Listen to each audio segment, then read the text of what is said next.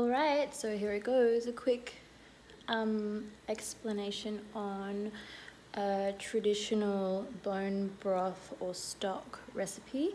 Today we are using chicken bones, so vegans don't watch. What I've done is in this big pot, because we're making a huge batch, I've already put in like onions and leeks and carrots, and there's a rosemary in there, and then there's these guys which have gone through a cleansing process.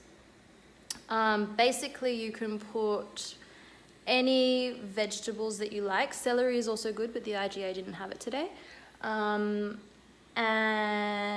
any herbs, any flavors, any spices.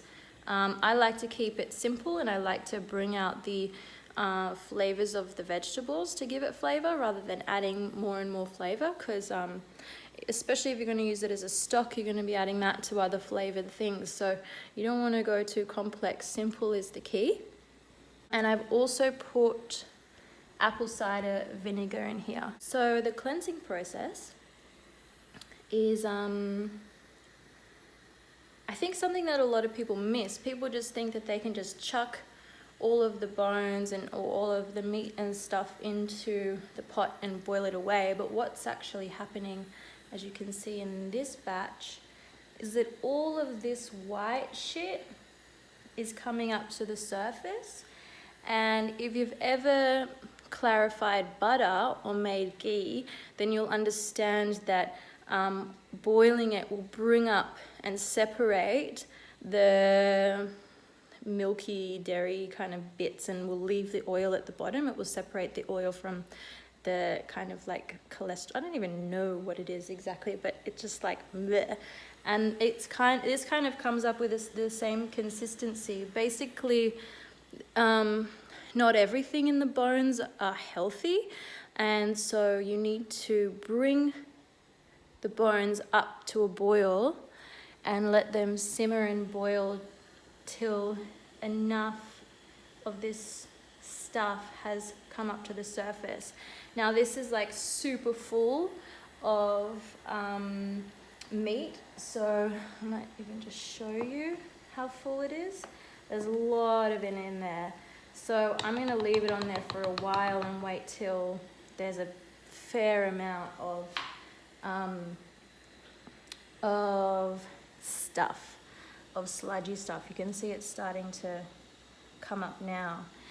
And basically what I've done then with these bones is I've taken them back to the sink, given them a wash in cold water, discarded of the stuffy stuff, and then I've popped them into the actual broth pot with all of the veggies, the herbs, the apple cider vinegar. I will be adding salt and pepper to taste. I might even add a herb salt that I have, which will give it a little bit more zhuzh, just because I don't have the celery in there. Celery, I think, is quite an essential thing, so I'm going to make do without it. Something else that's been passed down my matrilineal line, which is a really special thing to me, because there's so much that has been lost in my matriarchal line. I don't know a lot about it, except for cooking. So with salt, I was always told by my mum to never pour salt in from the packet, or you know how you have the grinder things, like never do it straight in from the package. Make sure that it touches your hand. So I always put salt in my hand, and I feel, and in that my mum always said that you'll know better how much salt to use if you feel it. And for me, I translated that into, that's my connection to my ancestors as I cook, is that, you know, the feeling of rightness for when there's enough or if there's not enough, is from the salt touching my hand. And in alchemy, salt is one of the elements that creates the change and creates the transformation. So I thought that was really cool. It was like this little nugget of gold that I got in growing up in a Italian culture with a lot of these ancestral knowings that were lost. I didn't have a lot of that, but when it comes to cooking and preparing food, having a chef as a father and my mum as well, you know, she's pretty much a chef. They owned a restaurant for 26 years, and yeah, that's kind of everything to me when it comes to cultural ancestry and traditional practices regarding the old ways of health and nourishing our bodies. Look, I'm going to turn this down a little bit and let it simmer, but you can see how much stuff is coming up. Now I don't want it to overboil. Yeah, and basically I'm creating medicine right now, so I'm playing music. I'm in a really light, beautiful mood thanks to the coffee, but not actually. I woke up feeling really great as well. I'm not angry at anything. I'm not feeling grief. I'm just in a really nice, clear space, and that is when I like to be making these things, especially because we're going to be making like a huge batch, and that's going to be used for a long period of time. Just turning down the heat again. And I'm present with this process. I'm not walking away like I'm putting it on a crock pot, a slow cooker, and then walking away and leaving it. I'm going to be here. I'm going to be in the room. You know, maybe later once it's all boiling and stuff, I can sit down and do some other things. But in this initial setup, I am really cultivating a nice energy.